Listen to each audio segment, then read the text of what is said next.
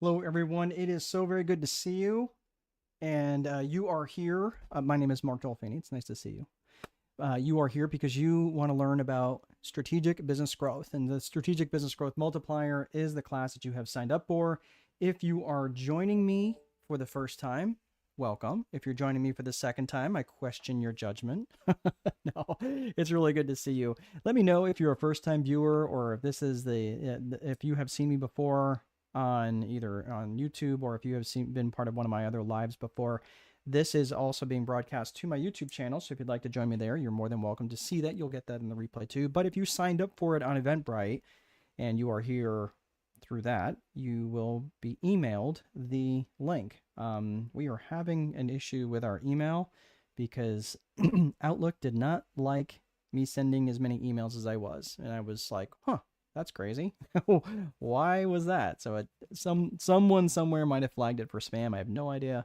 Kind of a pain in the neck, but we've got it all. I think we got it figured out. But anyway, it's good to see you. So let me know if you were joining me, where you are from, and what line of work that you're in. So let me know where you're from and what line of work you're in. All right, so we got that up there. And just to let you know, again, we're going to get started here in just a hot second. And the reason why I ask this, number one, is to let me know where you're from, because generally I answer questions in my mindset thinking that many people are in the United States, as I am in the United States. I'm in the Midwest.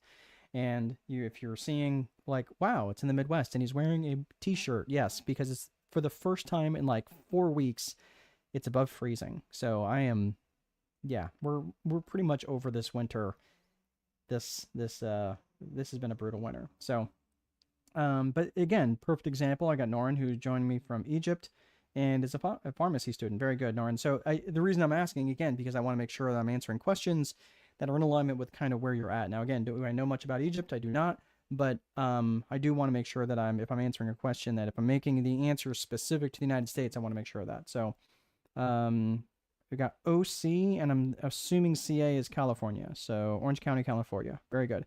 Natasha, let me know where, what line of work that you're in. Would love to, again, the reason why is because I want to make this very relevant to you, Natasha. So, very, very good, Nuran. Are you looking to start a business? Is that something you're looking to do after you get on the other side of pharmacy?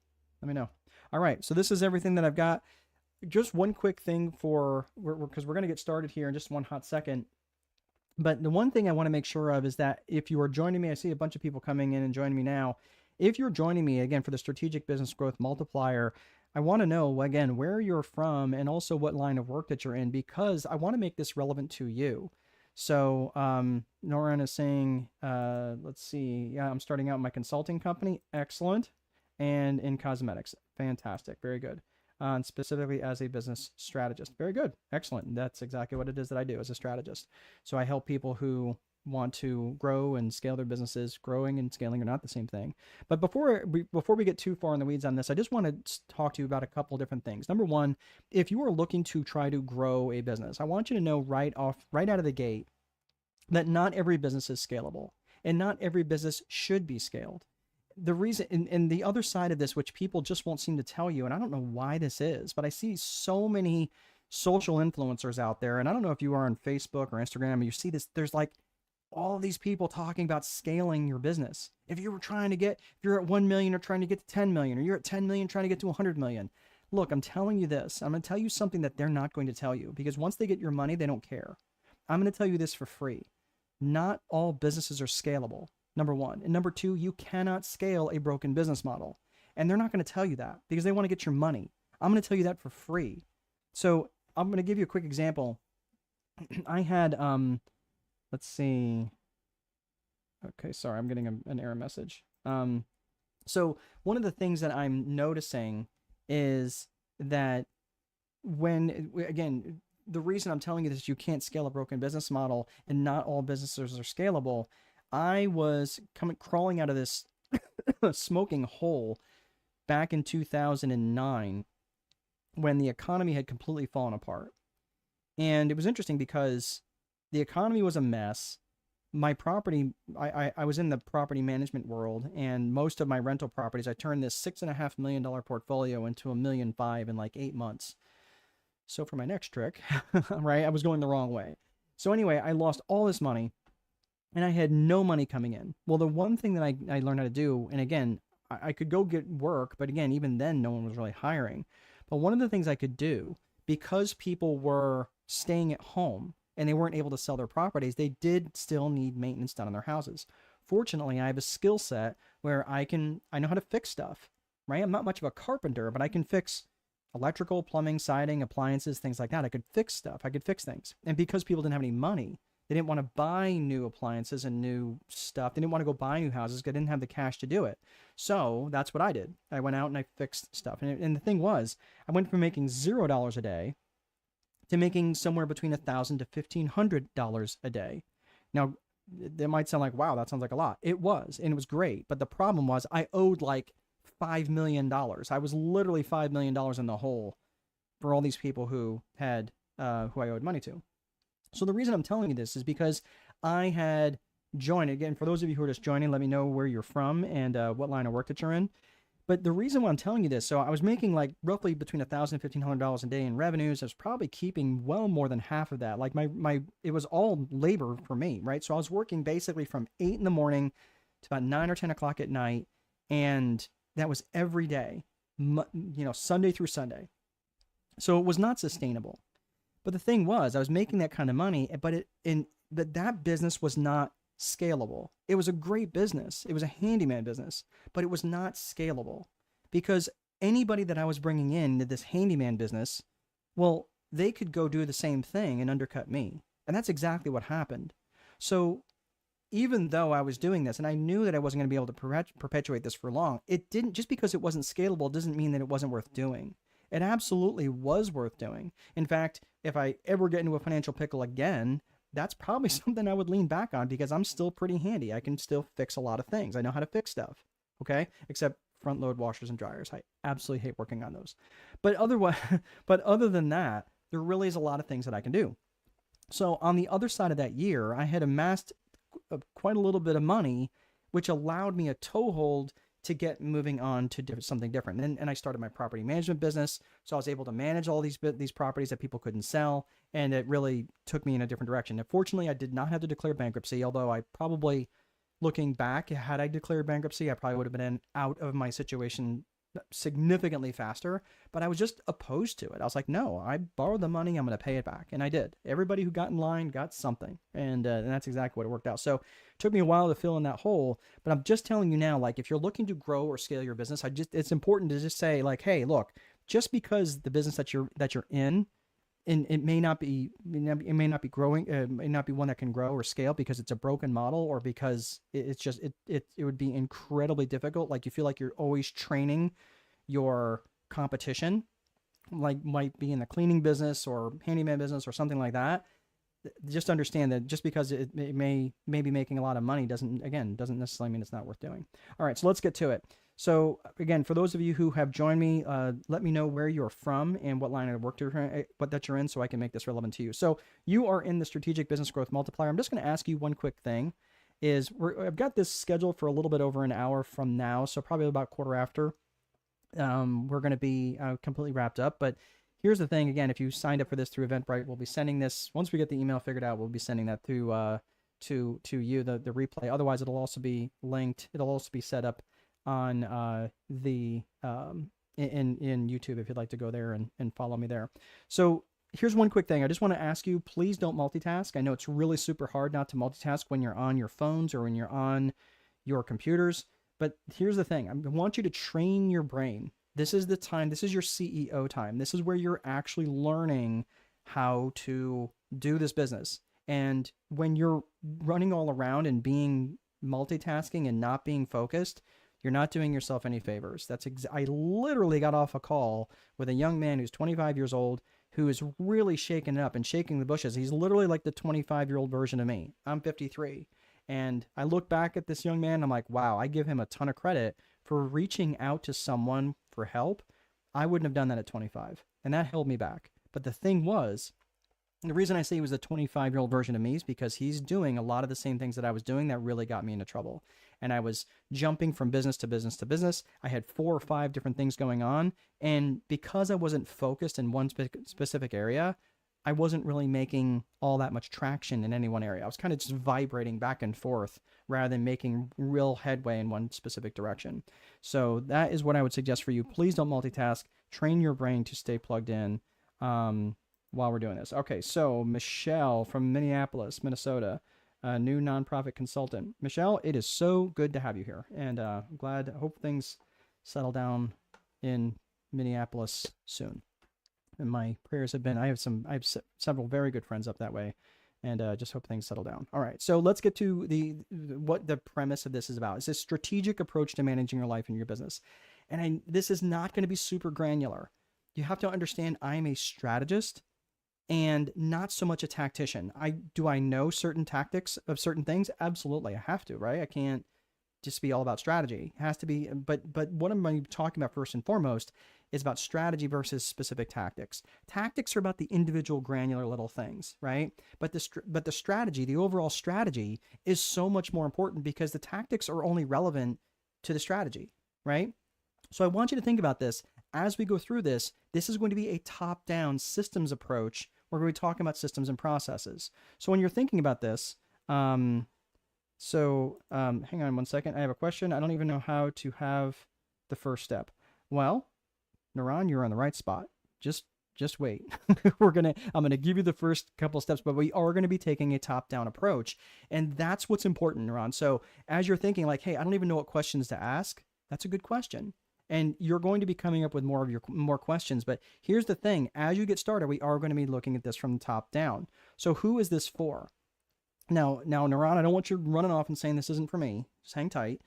This is designed for established business owners with employees. If you don't have employees, that's fine. If you're not established, that's fine. But I want you to understand it could be entrepreneurs who don't even have a business yet, but they know that they're going to be bringing others on board. This is what it's not for. This is not for the solopreneur or the one-man army who wants to stay that way. Listen, I love my one-man army brothers and sisters out there. I was a one-man army guy for years. I was a Marine, but I was a one-man shop for years, and I wanted to stay that way. I did not want to bring in anybody else. And no disrespect if that's you, but if you're talking about growing or even potentially scaling your business, growing and scaling are actually 2 different things. But if you're looking at either growing or scaling your business, to do that quickly, you're going to need to bring other people on board. And I will tell you, I fought this for years, and I was bottlenecked when I tried to do everything myself. And it's not that you can't do everything, but the reality is you can only do one thing at a time. And when you're trying to multitask, have about the same effectiveness as someone who's stoned. The researchers out of the University of London did a study of people who said, hey, who are my good multitaskers out there? And they're like, oh, I'm really good at multitasking. Great. And they put people in a room, they had them do very multitasking sort of things, and they had other people who were stoned out of their mind, and they were doing the same types of things, and they had the same level of effectiveness. So I'm just saying, even if you think you're great at it, you're like the drunk guy at the party. Your jokes are not that funny, okay? So I'm just saying, when you have others in your organization, you can get multiple things done at a time. All right. So that's what I'm saying. You have to have others, especially if you're wanting to grow or scale, but bringing others into your business is what has a scaling effect on your business. Okay. So we're going to get into this, but here's the thing. Let's see here. We got more people. Orange County, California, independent insurance agent specializing in employee benefits and financial services. Perfect. Well, Geraldine, it is good to see you. All right. I feel like there was someone else who was from Orange County, California. Oh, Natasha. Natasha was from Orange County, California. Okay. Well, it's good to see you both. Thank you. All right. So here's the thing I want you to, before we get into the agenda, I know many people come to these and they're like, well, yeah, I took so many notes. there's a difference between seeking knowledge just to kind of gain an understanding versus seeking knowledge to actually do something with, to take action. So I'm going to ask at the very end, what are the one or two things that you're really going to take action on? And again, like, these are the sorts of things that I want you to be thinking about now, because I'm going to ask you this at the end. I don't want to hear like, okay, fine, you can say it. Yeah, it was great. Okay, great. But what are you going to take action on? I don't need the applause from me anymore. Like, at this point, I've done so many of these webinars and seminars and speakers from stage and everything else, but what are you going to take action on? How is your life going to be different? That's the main thing that's important to me right now. So, Natasha is giving a high five wave to you, Geraldine. So, hey neighbor. All right. So let's get to the agenda. The agenda, first and foremost, we're going to be talking about systems in your business. We're going to talk about systems first, and then we're going to be talking about psychology. So we're talking about systems and psychology. It's the S&P approach to business, and you need both legs, systems and psychology. Both are incredibly relevant. Then we're going to be talking about the 4 core functions of business, which are needed for every single business. Then we're going to be talking about the scaling and set to grow and what that would look like. And then I'm going to give you some resources here at the end. So as we talk about the business approach, give me 1 second. Sorry, I'm getting a little dry. And again, we got a bunch of people that just joined. If you are joining, say hello. And sorry, there we go. All right, so let me know where you're from and what line of work that you're in. All right, so let's talk about, we talked about the systems and psychology. First, where you're going to start off with systems. So the systems approach is everything that I wrote about in this book over my shoulder, or the book on the screens, the same one, The Time Wealthy Advantage. I just published that in May of last year. And if you are in the US and you'd like a copy that would be signed, just go to strategicboardroom.com. It is literally on the front page. You cannot miss it. And there's also some bonuses there. If you are outside the US, I know Naran is joining us from Egypt. Your best bet is to get it from Amazon. So it's published on Amazon. I have license to publish it pretty much worldwide. If you'd like to buy it, that's probably going to be your best bet, is to buy it direct from Amazon. So let's see here. We've got Caroline. Caroline from Kenya, social entrepreneur and founder of Glory Empowerment Through Craft. Very good. Excellent. It's good to have you here, Caroline. Okay. And we've got Ella. Hello. Hello, Ella. Nice to see you. Ella Bella. Okay. So let's get to it. So again, I'm not here to promote the book or push the book. I just want to make sure that you guys knew that everything I'm going to be talking about in terms of this Viper framework that's going to be next. For those of you who want to get a little bit deeper on it, that's where you can get that resource. Okay, so let's talk about the Viper framework. The Viper Method is an acronym for vision, infrastructure, process, execution, and reporting. Remember what I talked about earlier on? This is a top-down approach to how to set up and manage your life and your business. So I'm going to take a hot second here. Yes, this is a business-oriented webinar. I just want to make a quick 3-minute plea for you to pay attention to one other aspect of your life, and that is your life. So when you're looking at vision, vision has 2 components. It has personal vision and it has business vision. Your personal vision is, what would your life look like if it wasn't defined by income generation, right? If your job description wasn't also a life description, right? You ever gone to like someone's backyard barbecue and you don't really know a lot of people, are like, oh, so what do you do? Right? And all of a sudden it's like, I'm an accountant, I'm an insurance person, I'm in real estate, right? How somehow your job description becomes a life description. And this is where I want you to start to think about this. Like, if you were wake up tomorrow with $30 million or 30 million pounds or 30 million euro or 30 million whatever is a lot of money in your bank account tomorrow, what would your life look like from day to day, right? Not so much money that way you never, ever, ever have to worry about income generation, but you do have to be a good steward of money, right? I can tell you that $30 million might sound like a lot of money, or might it sound like a lot of money to me at one point in time in my life. But I will tell you this, I would still have to be a very good steward of that money, or I might outlast my money, and that wouldn't be a good feeling, right? So the personal vision is going to ask you a primary question. Where do you want to go? Caroline, where do you want to go? Ella, where do you want to go? What do you want your life to look like? Naran, what do you want your life to look like? Geraldine, Michelle, what do you want your life to look like if it wasn't defined by income generation? Yes, you might still want to be productive and you might still want to work. I would still absolutely work if I woke up with, 100 million or 200 million dollars in my bank account tomorrow. Okay? The thing is, because I absolutely love what I do. I get substantial amounts of income that come in from my real estate portfolio. I get some money that comes in from what I do here as a strategist.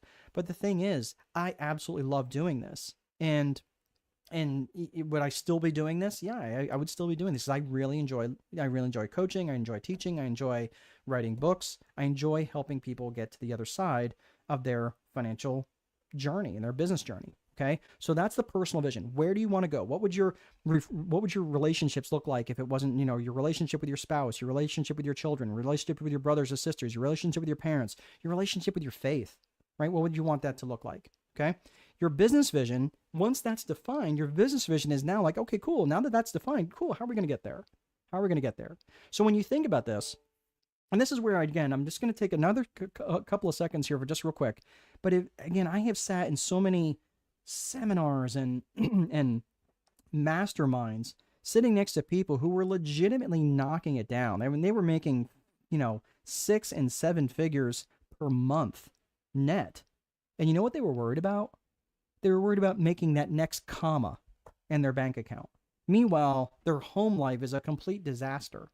That's what they were worried about, because what they had done is they created a business vision without ever giving any thought to personal vision. And the danger in creating a business vision before you create a personal vision is that you end up creating a life that exists to serve the business.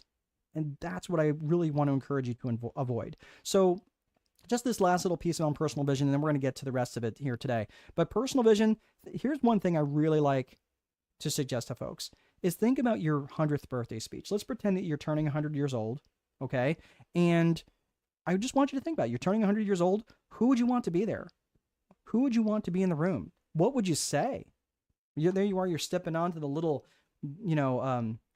dais or the little stage, and you're saying, okay, hey everyone, thanks so much. What would you say?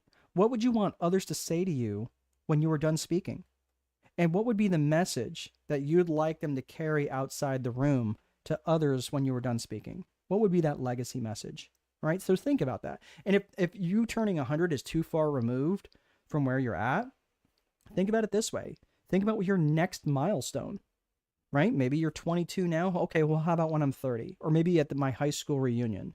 Or maybe you're in your 30s now and you've got some kids. You're like, hey, when my kids graduate high school, this is what I want, right? So whatever that milestone is for you, think about it from that perspective. All right, so that's personal vision. We'll put the fries in the bag on that. Now let's get to business vision. When you're thinking about business vision, I want you to think about 3 C's. And for those of you who are starting businesses, even if you have been in business for a while, anytime I get hired as a strategist and I get invited into the room, these are the 3 things that I'm looking for. And I can tell you, anytime I'm in a dysfunctional business, these 3 C's are somewhere in there is the problem. Usually it's among all 3 because they're not well defined. The 3 C's of business vision are core purpose, core values, and client avatar. Core purpose, core values, client avatar. Let's unpack core purpose. Core purpose is going to ask you a very simple question. What business are you in, and what problems do you solve? And it's really important that you be highly specific in your answers. So when you're thinking about this, what business that you're in, again, this is a top-down approach that we're taking to your business. I can give you all this granular stuff, and none of it's going to matter if you don't have this defined. Because if your core purpose is very fragmented, well, guess what's going to happen? And I see this a lot with small business entrepreneurs who have all these different business ideas, and they're trying to implement all these different business ideas, kind of like the young man that I was talking to earlier. And this was, again, the 28-year-old version of me was doing the same exact thing. I was in all these different businesses, and people were very confused. Heck, I was very confused at actually what business that I was in. What business was I in, and what problems do I solve? There was a guy who, I'm going to change his name, but we're going to call him Real Estate Ralphie. Real Estate Ralphie was someone who was really deeply well known in real estate. And he had a great brand. He owned the color yellow. And Real Estate Ralphie was, he had a very powerful brand. everyone knew him, and he was known. I think he did wholesaling, so he was basically picking up other people's properties and he would sell them to other investors for a profit. And he had a great little business. And the interesting thing was that Real Estate Ralphie was known for this. Now, he had a lot of little videos that would pop up, and this was the interesting thing. One day, Real Estate Ralphie posted a video trying to sell like a $10 bag of mushroom coffee. And I was like, oh my gosh, dude, what are you doing? In one video, he almost wrecked his brand. And I was like, what are you doing? All of a sudden, Real Estate Ralphie became like mushroom coffee Ralphie. Like, really? Like, dude, are you going to make so much money on that one bag of coffee that you're going to wreck your brand? And I see this happen over and over and over again when someone's in the real estate business and then all of a sudden they slip into my DMs trying to sell me essential oils. I'm like, dude, what are you doing? It's way too fragmented. So you got to get really dialed in on the purpose of your business and not get too scattered about that. And here's what I'm saying. Like, you may have multiple things that you do for a specific avatar. We're going to talk about avatar here in a second. Then that's fine, but you have to be in alignment in that core purpose. So again, what business are you in and what problems do you solve? And it's important that you be very specific. What specific business you're in and what specific problems do you solve? Let's get to core values. Core values is what matters to you about this business. And what matters to you about this business, and specifically, how would the world be worse off if you went out of business? Again, I see a bunch of people joining me right now. Let me know where you're from and what line of work that you're in. Be happy to have you here. So really good to see you. We talked about core purpose. And again, we're taking a strategic approach to understanding and creating and crafting your business. We talked about core purpose. Now, core values is what helps define the DNA of your company. And you're like, oh, geez, here's all this squishy stuff. Before you tune out, just hear me. The most important thing to a company after it starts to grow is its company culture. And if you have ever worked in a company that's had a toxic culture, you know what I'm talking about. It is awful. No one wants to go there, and the people that do want to go there, they only end up keeping the worst of the worst. All the good people leave. So if you're telling me that company culture doesn't really matter that much, you probably haven't worked in one toxic enough. Okay? I'm telling you that company culture is so important, and it's defined by your well-defined core values. And company culture and company brand are inextricably linked. Company culture is what's experienced by the people who work there. Company brand is what's experienced by the people who shop there. Does that make sense? And that is all stemmed from your core values. So you might be thinking, okay, well, how do I define my core values? Well, your core values are going to be defined by you. Your business is just an extension of you. Does that make sense? Your business is just an extension of you. So when you're thinking about, well, what is it that I value? Well, I value peanut M&Ms, right? I value peanut M&Ms. Am I going to go to war over peanut M&Ms? No. Someone breaks in my house and says, give me your peanut M&Ms. I'm like, okay, take my peanut M&Ms, right? Someone breaks in my house and threatens my family. They're in for a bad day, okay? Because that is a core value of mine. I might value peanut M&Ms, but I don't value them so much I'm willing to get up off the couch. But if someone threatens my family, that is a core value. Yes, I'm going to get up off the couch and I'm going to defend my family. So that's the standard. The value becomes a core value when you're willing to take action on something. That's how you know it's a core value. So think about this. Have you ever had a friend? Have you ever have a friend, Caroline or Natasha, who wandered off the reservation that you weren't willing to follow them? Like they were heading down a path that you couldn't follow, right? They had that friend that wandered off the reservation. Yeah, you can't. We've all had those friends, sometimes romantic interests, where you're like, I'm sorry, man, you're heading down a path I can't follow, right? And if that person, that's why my bride and I, we have such a wonderful relationship because we align in our core values. And unfortunately, we've had to mutually agree that friends of ours were heading down a path that we weren't willing to follow, and we had to let them go as friends. So you think about that in your excesses. Think about that in your excessively good, the breakups and the things like, hey, I had to let go that friend go because it was a violation of a core value, or something that was really amazing in your life that was in alignment with the core value. Something if you could relive it, you would. Okay. So that's how you determine your core values for your company. Think about those bad bosses that may have violated a core value for you. That is how you start to think about these things. All right. So I got some other people who are joining me. Amit, I'm in shipping business. I think it's a great business in the future as the world trade gets better. Yeah, we're supposed to be, I think we're projected to be at 10 billion people by 2100. So yeah, I would agree. This is becoming a smaller world. And I'm from India. Very good, Amit. Well, good to have you here. All right. So again, we talked about core purpose, we talked about core values. Now let's talk about client avatar. Now, client avatar, these are the people who specifically and ideally you want to serve, who, by the way, probably also align with your core values. Have you ever had a customer with you're like, oh my gosh, how do I get rid of this person because they're not in alignment with your core values? Yeah, that's why I interview anyone who ever wants to work with me as a strategist. There's no way for you to sign up on any website to buy my services as a strategist. You know why? Because I don't know their core values. And if they're telling me that they want to do business in a certain way and it doesn't align with who I am, I'm sorry. There's no amount of money that I'm going to cash in my core values for that. I just won't. I've been down that road before and it sucks. So I'm just saying, who specifically and ideally do you want to serve? And I want you to think about them from a geographic perspective, a demographic perspective, and a psychographic perspective.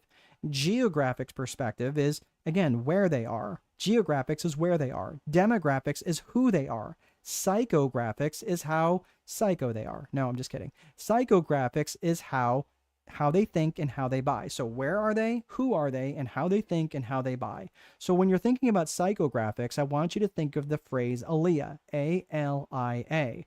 I want you to think of their attitudes. I want you to think of their lifestyles. I want you to think of their interests and their aspirations and goals. Remember, these are the people you're going to be targeting. These are the people you most want to work with. And it's really important that you know their attitudes on things.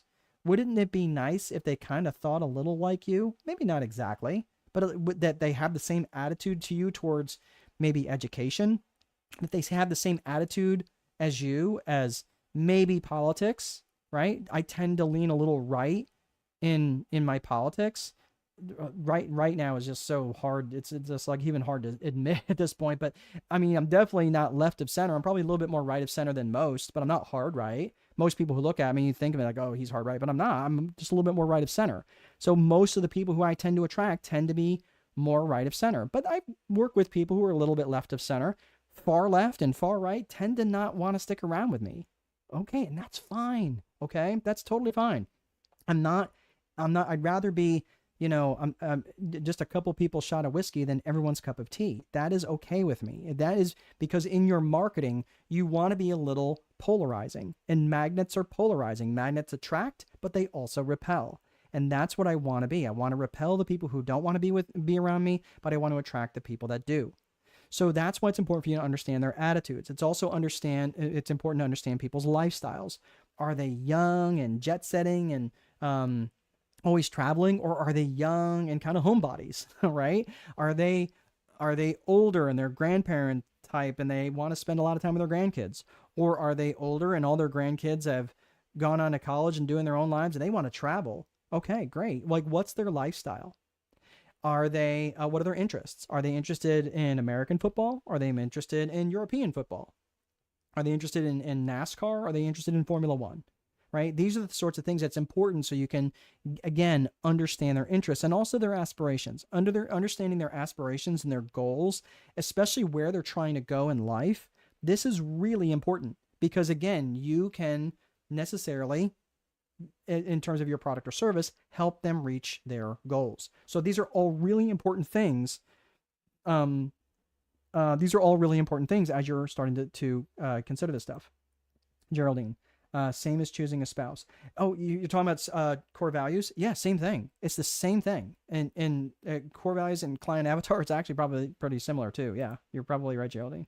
All right, so these are all very important things. So again, these 3 C's, the core purpose, core values, and client avatar, if you have not taken time to write these things down and get very clear about where you're at in terms of your core purpose, your core values, and your client avatar, you're going to have to spend some time to work on this, because I'll tell you, anytime, like I said, I go into a company and I start looking at their core purpose, I start looking at their core values or their client avatar or who they're trying to attract and who they're trying to attract as workers, I almost always see holes somewhere in here. So for you guys, let me know in the comments, where do you think you have something really dialed in? Which one of these is really dialed in? You're like, yep, I'm really good on this. I have it written down. I know exactly what this is. And which one of these do you think you have to do a little bit of work on? And I'm telling you, I'm like, from a 1 to a 10, I don't think you can be above a 5 if it's not written down. That's just my opinion. So they really need to be written down. So go ahead and type in the comments what your thoughts are. And that is going to be, which of these do you have really, really dialed in? Like an 8, 9, or 10? And then which of these do you feel like you have to do some work on? So you type that in there. We're going to keep rolling. All right. So that is, we're going to put the fries in the bag on vision.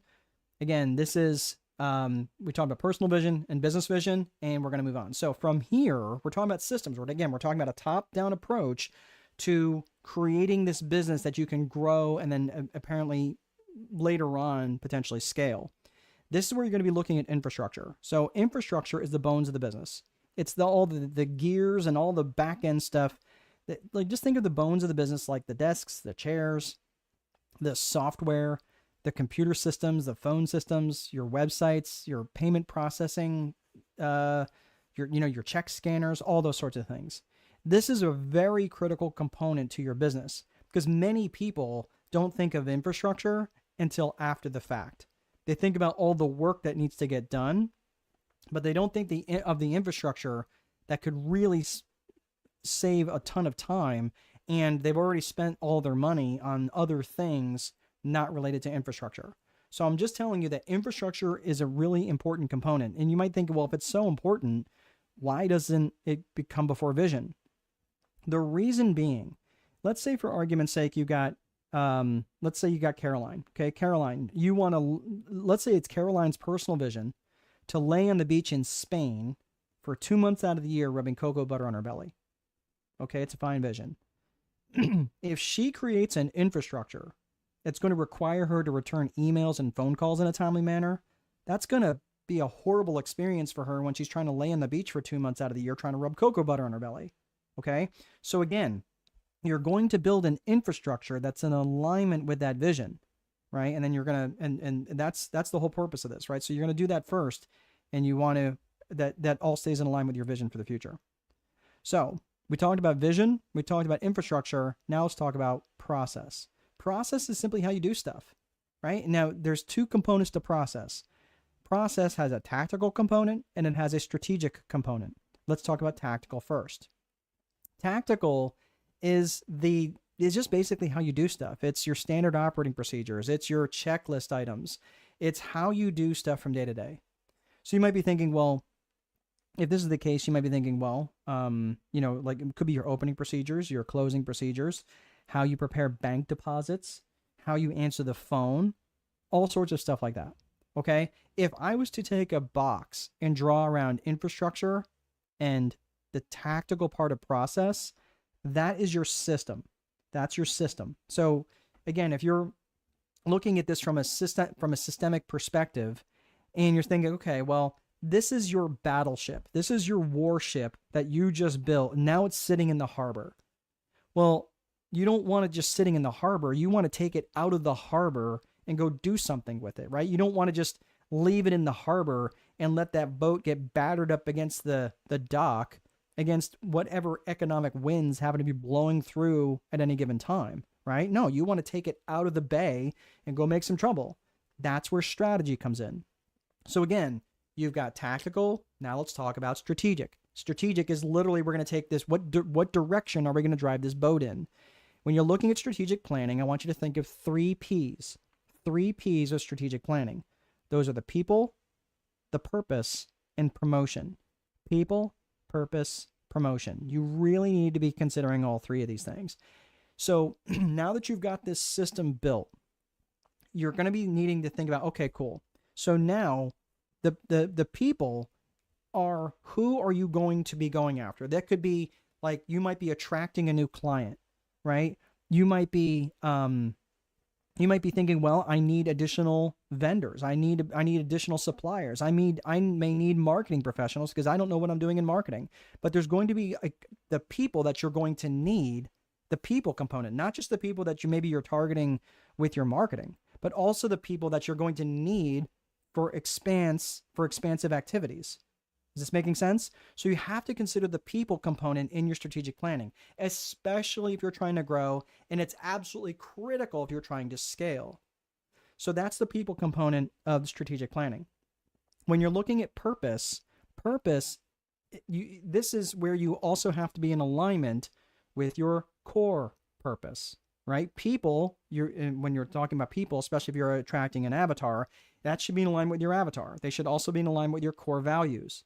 But the purpose should also be in alignment with your core purpose, because a lot of times, let's say that you're in business and all of a sudden you're like, yeah, we're going to start doing this other thing, and it has nothing to do with the core purpose of your business.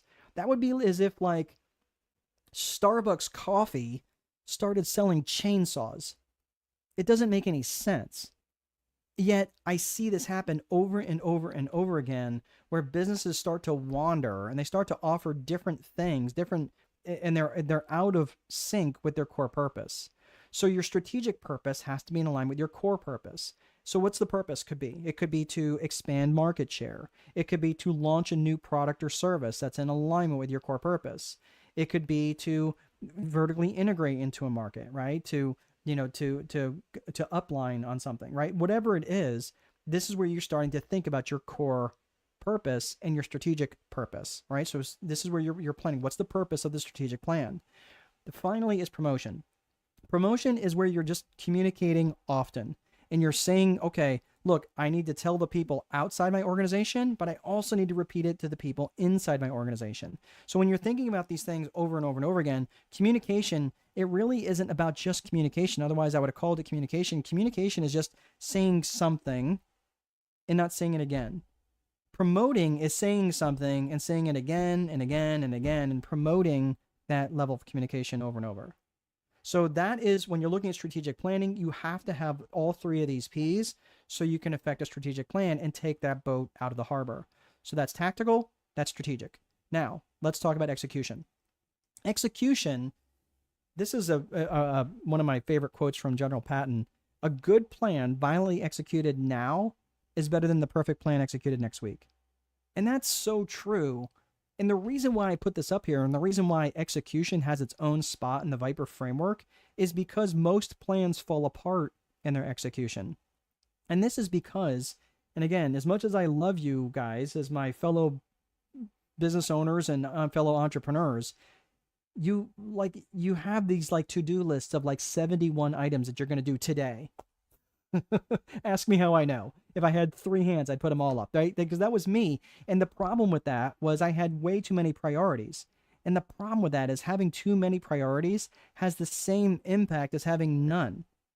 Let me say that again. Having too many priorities has the same impact as having none. So this is why I reference something called a daily 5. My daily 5 is up to 5 highly specific actions that you can take that are going to move the needle towards your vision or your strategic plan, either one. And I'm talking about 5 highly specific actions. This right here, this webinar, this is one of my daily 5. And for me, actually, 3 is a better number. If I'm doing 5 every day, I just came out on the other side of a very, very busy 90 days for me. I had a 90-day challenge that I was doing with people inside my tribe. I came out on the other side of that. I'm actually a student right now in a PhD program for organizational psychology. We just finished up our last class yesterday, and I am like, I'm literally like just so happy to be done with it. And unfortunately, I had so many daily 5 activities that I didn't have a lot of bandwidth left over. So for me, a daily 3 is something that I can really do. And now that I've got a little bit of a break, I'm going to be working on my book a little bit. I've got some other things I'm trying to get done for this year, but a daily 3 is something good. So I'm just saying it's up to 5 highly specific actions that are needle moving activities, not like check email, not like check voicemail. That's not specific enough. I want to be needle moving activities, and generally they're going to be marketing oriented. So that's execution. Reporting is the last piece of the Viper framework, and reporting is made up of 2 components, lead metrics and lag metrics. Your lead metrics are based on your actions and your activities. That's it. Your actions and activities. They lead, they precede the results.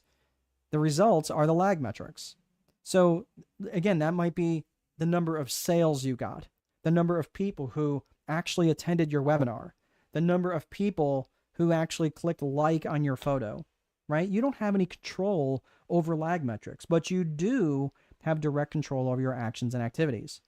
Make sense? So I want to track, of course I want to track some lead metrics, but I absolutely want to track my lead metrics, right? My lag metrics, I don't have any control over. Okay. So I absolutely want to track my lag metrics. But I said that wrong. But I also absolutely critically that I track and monitor my lead metrics, my actions and activities. If I don't have the results that I want, I only have to look at my actions and activities. It makes it simple. So that is the R of the reporting of the Viper framework. So that is the system. That's the entire system right there. Now let's talk about the psychology. Systems are important, but systems are only going to get you so far. So as you're looking at systems, systems are important for stability, they're important for consistency, and they're absolutely important for accountability. That's the whole point of a system is. They're stable. They do the same thing over and over and over. It's that printing press. It's that consistency that's your product. And that is what people are looking for in a system. However, systems are limited. Making subjective decisions are really not the whole purpose of a system. And adapting to market changes, especially rapid market changes, are tricky for systems, or coming up with creative solutions, or starting and maintaining or developing human connections. Yeah, I'm not talking about automations. I'm not talking about AI. I'm not talking about answering questions. I'm talking about a true connection. Oh, you're from California. I'm from California, right? Geraldine and Natasha, right, are both from Orange County, California. So like these are the sorts of things like they can establish and maintain a connection, right? That's what's important. So in one of my sessions called Marketing Magic, I talk about the affinity of someone being close, where either through geographics or shared experiences, they have affinity. So that person may be more interested in you and in your marketing because there's some affinity there. Okay. So again, that's what our system is falls short. That's why the psychology is so important. So let's look at psychology. So when you're looking at psychology, there's two components to psychology.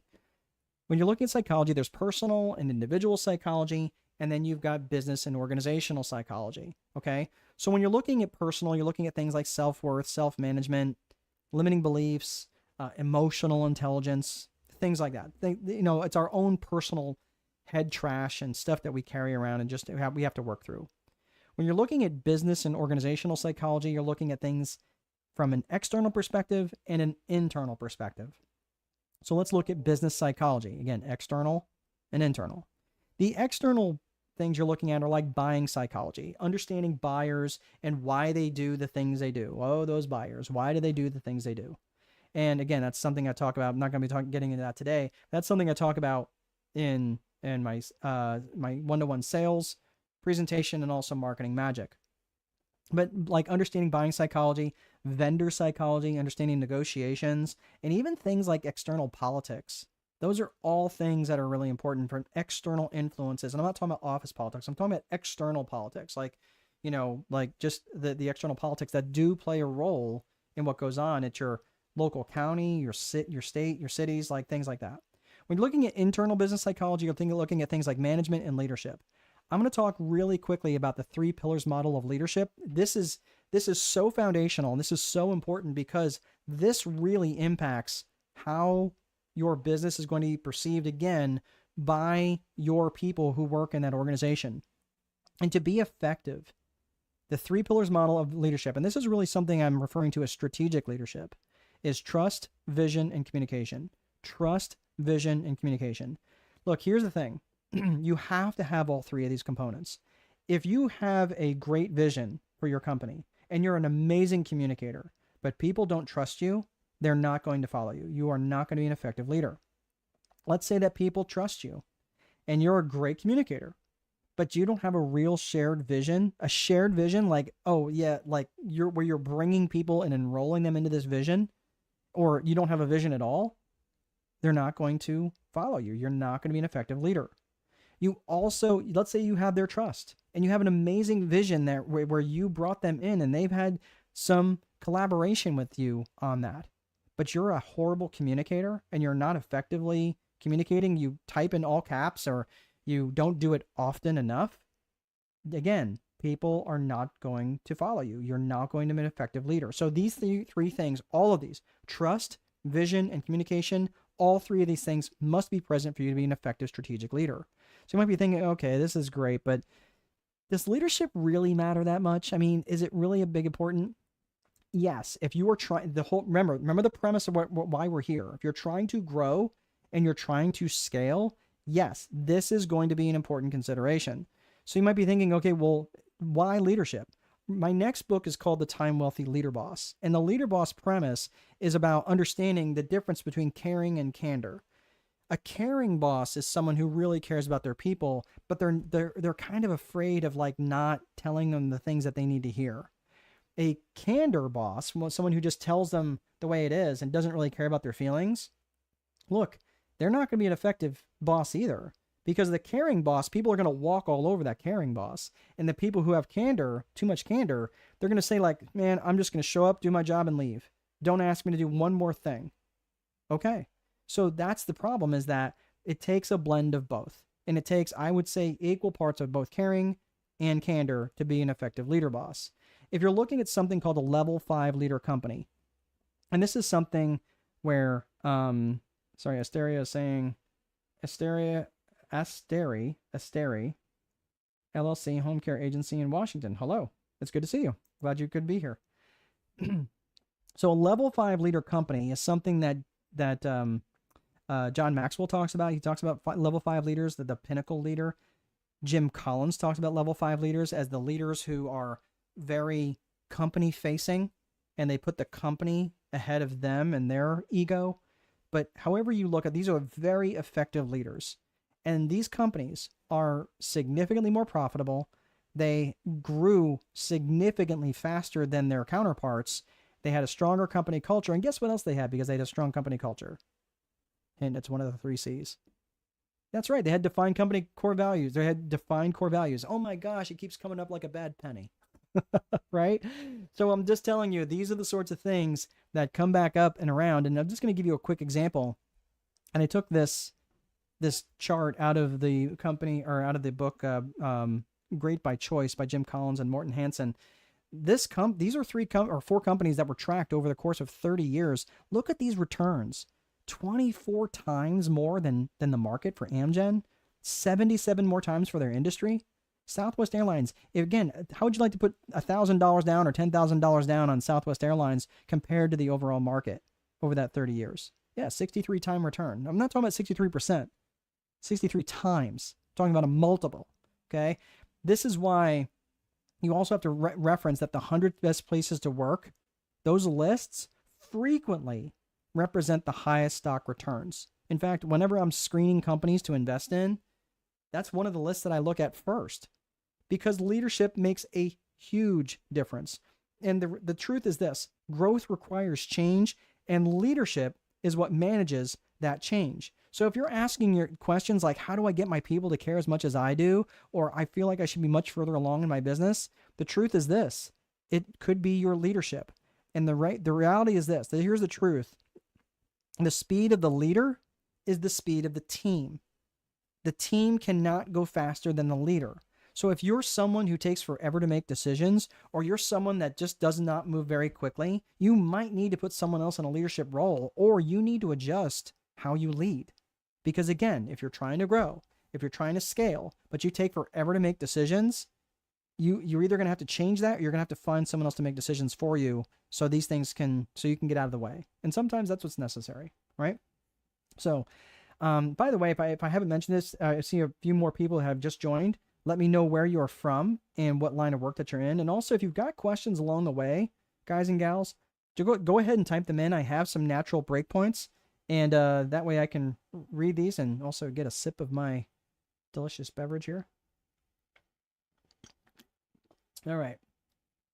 Sorry, I didn't need to drink that in your ear. Okay, let's get to it. So again, we talked about business, we talked about systems, we talked about psychology. Now let's get to the 4 core functions of business. So the 4 core functions of business are, again, these are true for every single business. Again, we're taking that top-down approach to your business. The 4 core functions are lead generation, sales, operations, and accounting. And your customer's journey through your company happens in that order. First through the lead generation, then the sales, then the operations, then the accounting.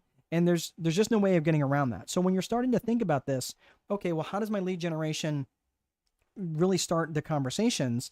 This is where you're starting to think like, okay, well, this is where we're setting ourselves up to scale. So the 4 core functions, they do start with that lead generation piece where you're targeting that client avatar that we identified way back in the beginning. If you have not gotten really clear, you're like, well, anybody who wants indoor plumbing, well, that's a lot of people.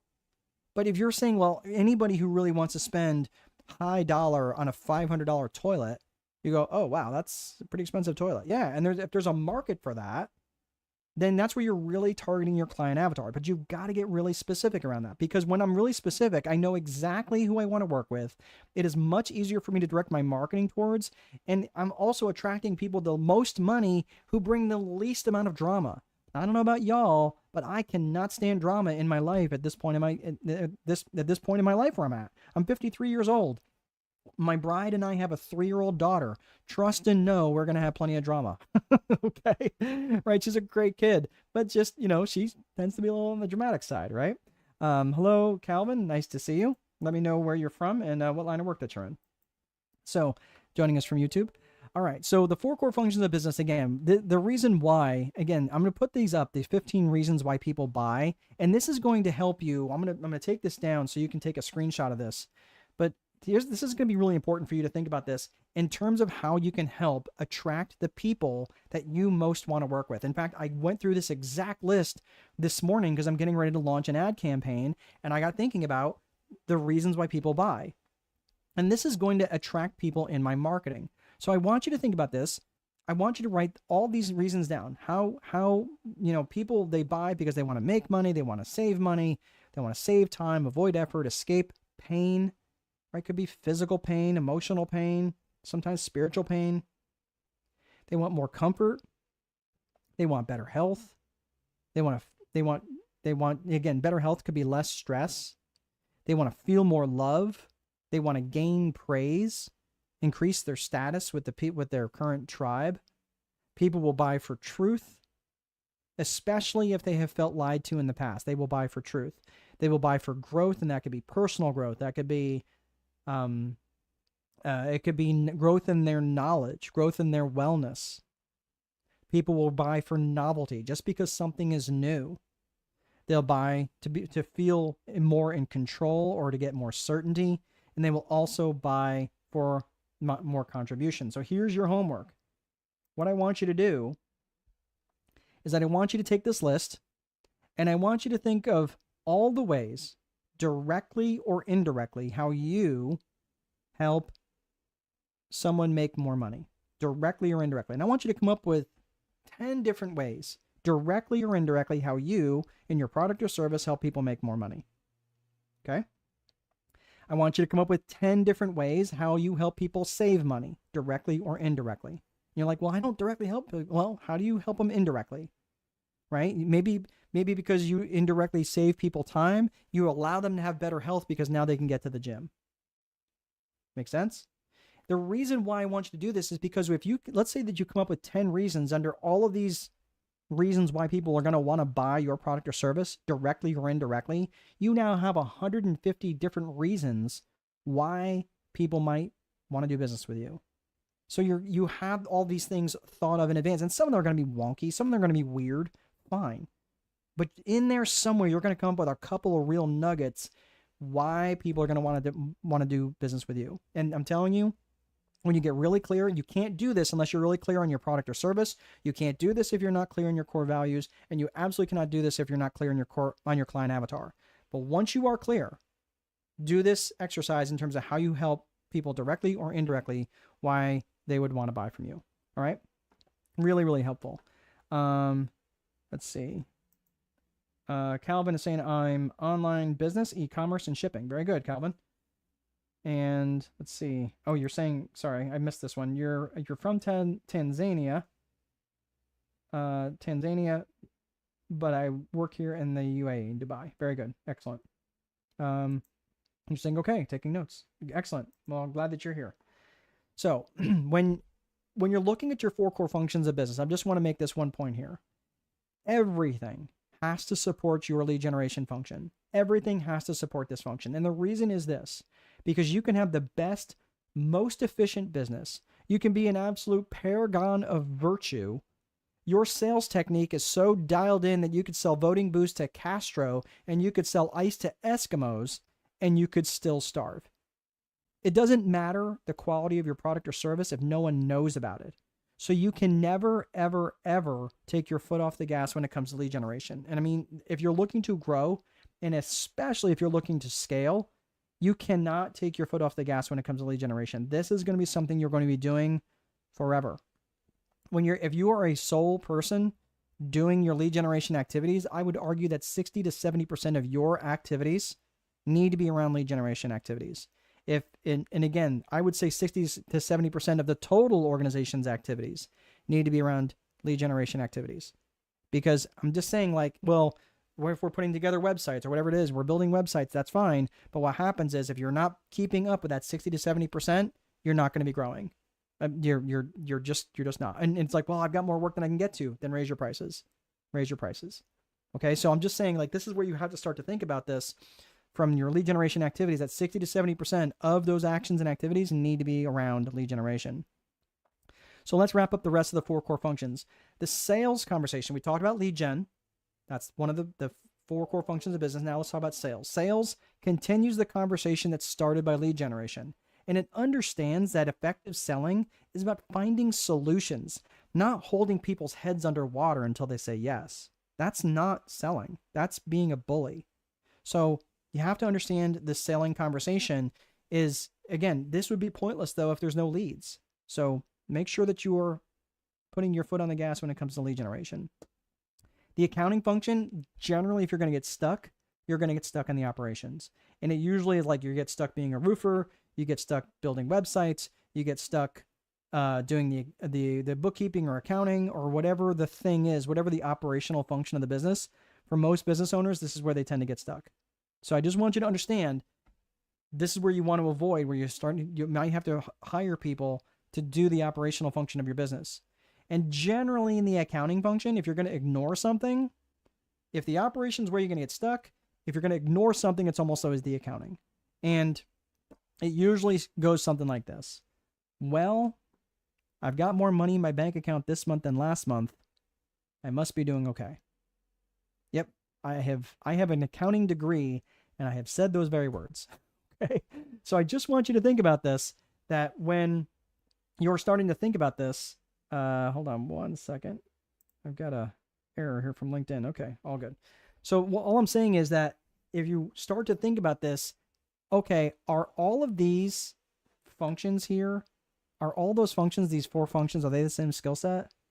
No, they're not the same skill set. They're not even close to the same skill set. I mean, I would make an argument that they're similar in some ways, but this is why solopreneurs struggle, because they're trying to do all 4 of these things and they don't have the time and they get constrained. So when you're hiring people, guess what they need to be in alignment with? They need to be in alignment with your core values. So you're bringing people into your organization, both from a client perspective, but also from an employee or vendor perspective, that they're aligned with your core values. I know it keeps showing up like a damn rash, right? But you got to have these core values well defined. It helps you interview better. It helps you hire better. It helps you coach and counsel better. Termination is easier. It sets the tone for meetings. Again, defines company culture, and it unbelievably raises personal commitment. Okay. So again, you're not the only one making personal decisions. You're not the only one making decisions in your business. And again, you're not the only role model. So you have to take that time to define your core values. We're almost done here. So just hang in there for just a few more minutes, guys. You guys have been fantastic. this is going to be the difference between growing by addition versus growing by multiplication. When you're growing by addition, you're just growing by one person at a time. And this is when you have to start thinking about, when you're bringing other leaders, when you're bringing other people into your organization, that's when you're growing by multiplication, especially when you're bringing high caliber people who are in alignment with your core values. That's the difference between growing by multiplication versus just growing by addition, by growing by one client at a time. All right. So if you do want to grow, it's important that you have the right systems in place. It's also important that you have great leadership, and you need to be exhibiting that great leadership with trust and vision and communication and all three of those things. You need to have lead generation activities to be 60 to 70% of your organization's activities. The total activities need to be 60 to 70% of your organization's activities, actions and activities. And finally, you need to hire and develop and bring in great leaders. Okay? And that's where you're going to be growing by multiplication. So that is all I have. If you guys have any questions, I'm going to put up a couple of resources here. If you've got any questions, go ahead and type them out.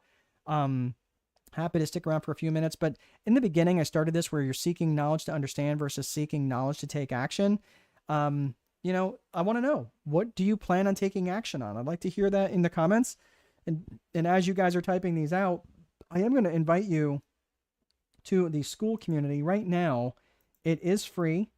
That will be changing very soon. And I'm just letting you know now, it's going to be priced at $119 per month.